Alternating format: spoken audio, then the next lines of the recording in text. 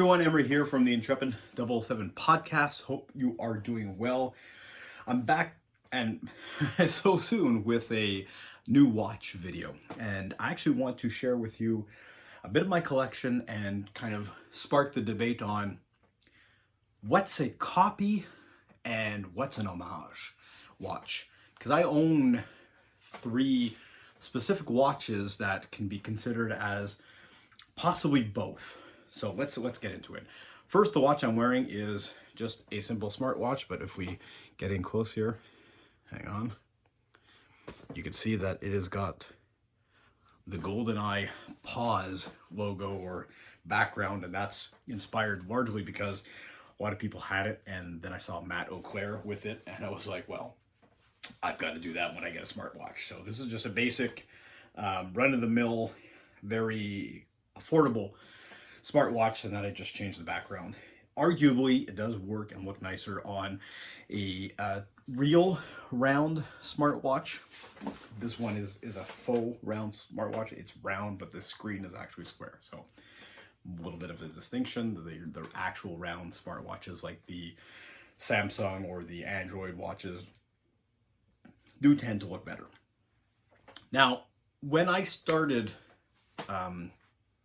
really collecting James Bond material and stuff was probably around 2009, and I had a diver watch that kind of went bad, and I had to replace it. I had a cheaper diver watch, and I went on eBay to replace it, and what I was looking for was a Omega Seamaster replica, so one that looked like Brosnan's GoldenEye Seamaster, or even Daniel Craig's Casino Royale Seamaster, and that is when I fell upon this. Now, this is a Casio case, but that's another story for another day. Let's just pop this out of here. This is probably the watch that will spark the most debate between whether or not this is a copy or an homage. Because it kind of is on that fine line of what's a copy and what's an homage. So other than the fact that this is on the wrong time, if you look very closely, this is called a Theta Spymaster. Get where I'm going with the copy part of it?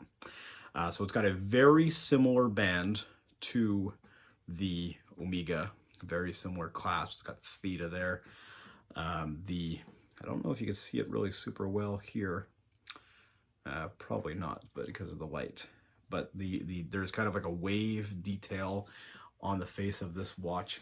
It's very, very, very similar to the Omega.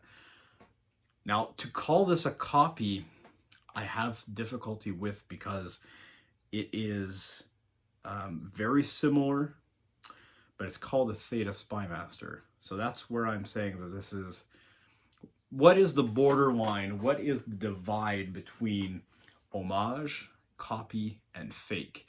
And I actually launched this question in a watch group that I participate in, and the answers were mostly inconclusive.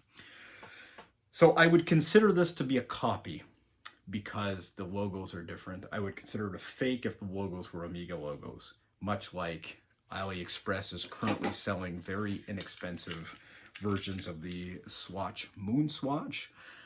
This I would consider as a copy and not a fake. And I'm not calling it an homage, because an homage I feel would be more like another watch that we'll talk about in a second. So this watch has actually gone through some quite a bit of damage. You can't really see it well here, but the actual glass, or what's called the jewel, is not sitting properly.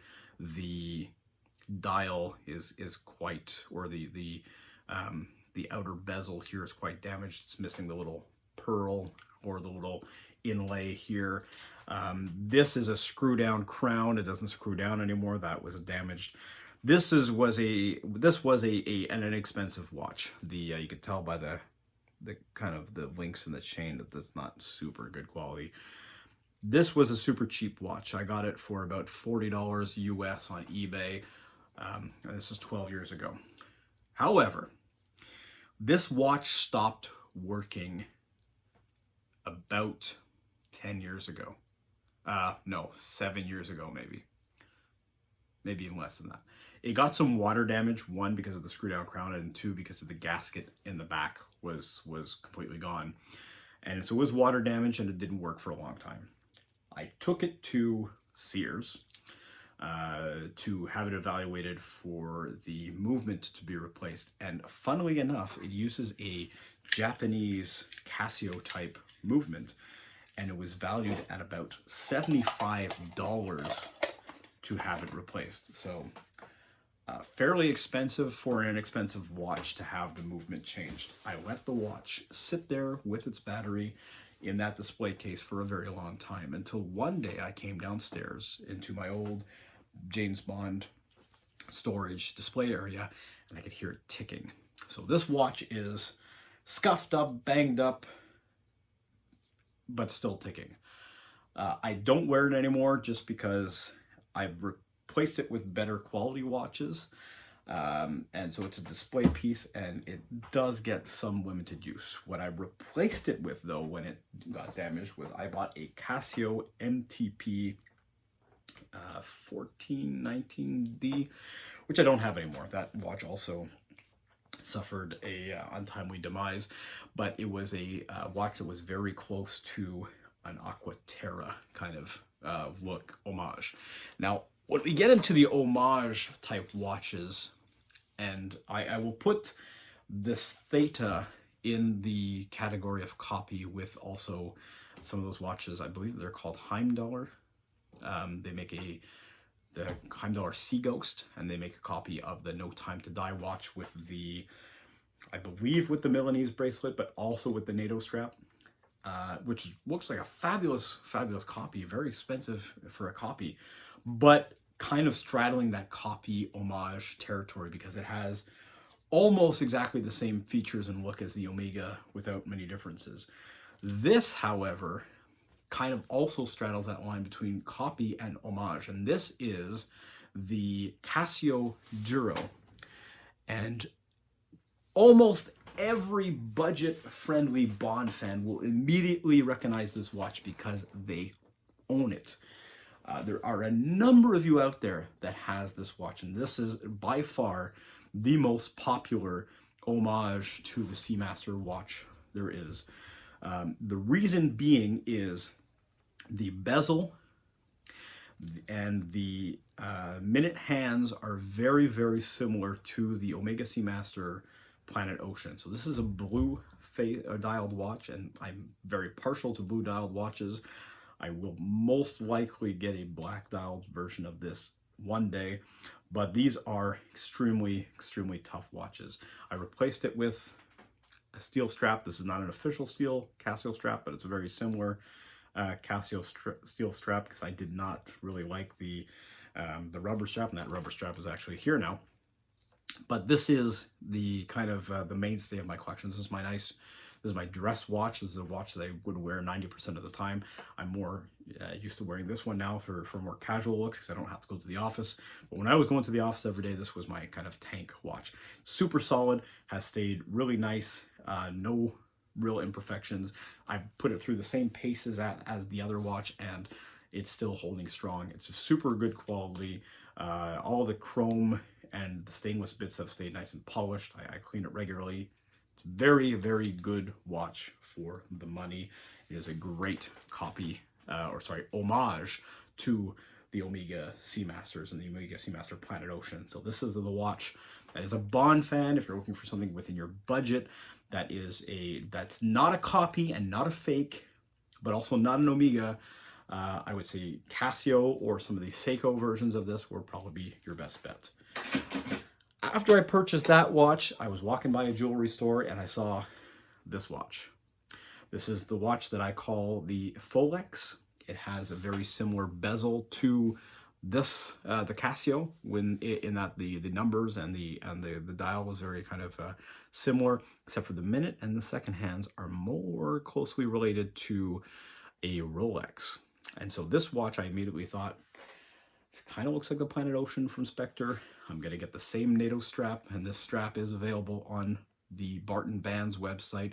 Use promo code 007_intrepid for 10% off your purchase. But this is not their strap though, but they do have this strap on their website, and you could use that discount code to pick one up. So this is a 20mm version of it, because this is a little bit of a smaller watch than the Casio. Same size as the Theta Spymaster. But this watch I bought for 25 bucks. I removed the steel strap from it. It didn't fit on any other watch, so it's in storage, but not the same quality. And you can see here, when you're buying cheap watches, this is what happens. This crown was chromed. It's completely wore off. You can see the brass, and this is stainless steel, or what should be stainless steel. It's just chromed brass, and it gets worn off. So this watch, I do wear it a lot. This is kind of my sporty casual watch. If I'm not wearing the smartwatch, I'm wearing this watch 90% of the time. It's one of my favorites. It's a great watch. It's except for, like I said, there's some finishing issues that are a little bit different. But this is also one that I would consider in the copy category, even if it takes inspiration from two different places. It's obviously trying to be a Rolex Submariner, so I would categorize it as such. So hopefully this kind of demystifies the difference for you guys between what's an homage and what's a copy, and kind of maybe things to stay away from, because copy watches tend to be cheap for a reason. They're made to look a lot like a good quality watch, but are really they're really not made of quality materials.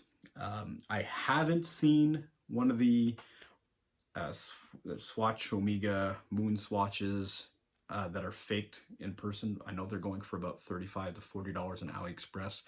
I don't know who's tempted enough to go and pick one out, but they do seem like they are going to be much cheaper quality and probably maybe fall apart in your hands.